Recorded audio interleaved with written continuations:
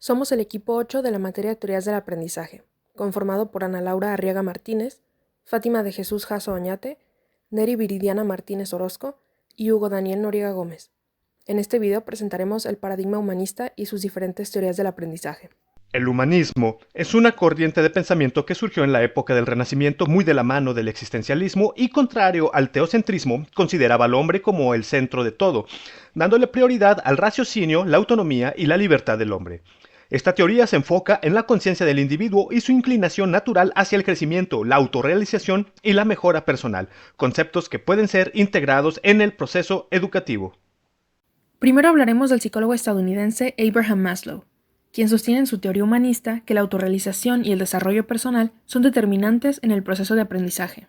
Para Maslow, la seguridad, el bienestar y las necesidades psicológicas del alumno influyen directamente en su aprendizaje.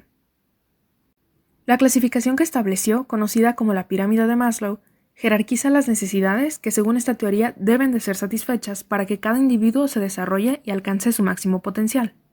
Desde las necesidades más básicas hasta las más complejas, y cuando un nivel se ha cubierto, se comienza a navegar en el siguiente. Las necesidades que Maslow identifica se dividen en 5. Primero, las necesidades fisiológicas, básicas para la supervivencia, como la respiración, la alimentación, el descanso, entre otras.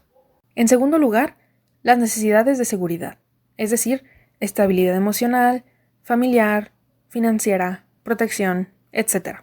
En el tercer peldaño se encuentran las necesidades de afiliación, afecto, amistad, intimidad y pertenencia. Enseguida están las necesidades de reconocimiento, tales como el respeto, la confianza, el reconocimiento de los demás, propio y del entorno. Lo que nos lleva, finalmente, a las necesidades de autorrealización, como la creatividad, autenticidad, la búsqueda del propósito de la vida, el éxito, la moralidad, entre otras que lleven a la autorrealización. En este caso, las necesidades serán diferentes para cada uno, pues el desarrollo personal es un proceso subjetivo. Carl Ramson Rogers nació en enero de 1902 en Chicago, Estados Unidos. Rogers, como parte de su filosofía humanista, establece que la meta de la existencia humana es convertirse en lo mejor para lo que se está intrínsecamente capacitado. Rogers distingue entre modelos de educación autoritarios y modelos de educación democráticos. Los primeros asumen que la persona que aprende es incapaz de controlarse a sí misma y necesita ser guiado por profesores expertos que le mostrarán la ruta a seguir. La educación democrática centrada en la persona consiste en conferir la responsabilidad de la educación al mismo educando. Pretende ayudar a los estudiantes a que se conviertan en seres con iniciativa, responsabilidad y autodeterminación. Estudiantes que sepan solucionar creativamente los problemas y puedan adaptarse con flexibilidad a las nuevas situaciones. Uno de los representantes de la teoría humanista es Juan Lafarga. Juan Lafarga, dentro de su trayectoria académica y profesional, es considerado como el promotor incansable de la dignidad de las personas y de la justicia. Juan Lafarga propone que todo humano, desde todas las vertientes teóricas y prácticas, es responsable de la promoción de su propio crecimiento personal y de las de los demás, responsabilidad que emana de la misma tendencia natural al crecimiento biopsicosocial y espiritual observable en todos los seres humanos.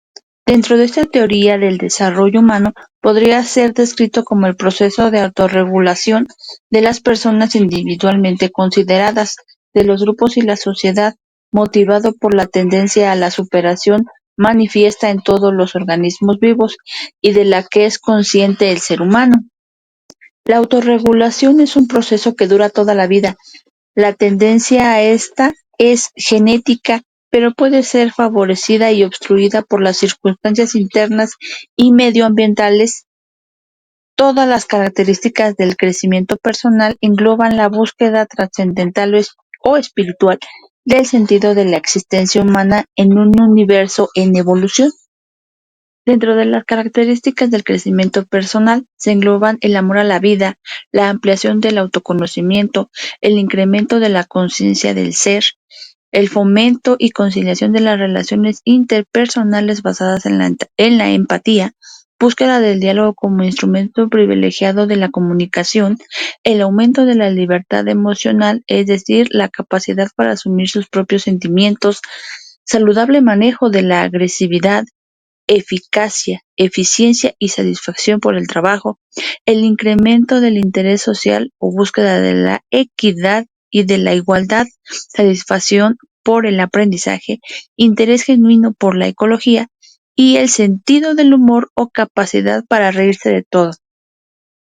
Viktor Frankl, judío austriaco, escribió El hombre en busca de sentido en 9 días después de haber sido liberado de los campos de concentración en 1945. Y lo más importante, desarrolló un enfoque terapéutico que sigue utilizándose hoy en día en la práctica clínica. Lo llamó logoterapia. La logoterapia se basa en la suposición de que los seres humanos tienen una voluntad innata de sentido, mientras que el psicoanálisis freudiano se centra en la voluntad de deseo y el enfoque adleriano en la voluntad de poder. La logoterapia se enfoca en la voluntad de significado.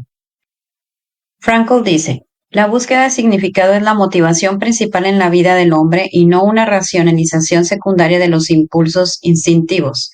Este significado es único y específico, y debe ser encontrado y cumplido solo por la persona.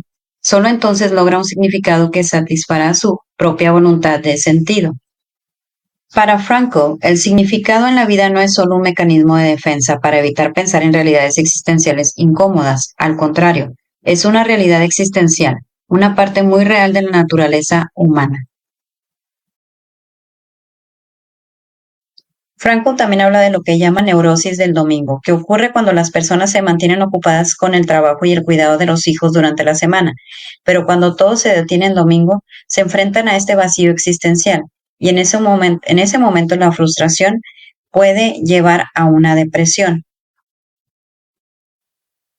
Frankl dice, la logoterapia considera su tarea la de ayudar al paciente a encontrar significado en su vida, en la medida en que lo hace consciente del logos oculto de su existencia. El humanismo como corriente educativa se enfoca en el desarrollo integral del alumno, reconociendo sus capacidades, intereses, valores y emociones. El maestro no solo transmite los conocimientos, sino que guía al estudiante impulsando su autonomía, y este es un ente activo durante su proceso de aprendizaje. El humanismo no solo se centra en forjar conocimientos, sino valores, habilidades sociales y emocionales, así como la capacidad de crear, cuestionarse, reflexionar y pensar críticamente.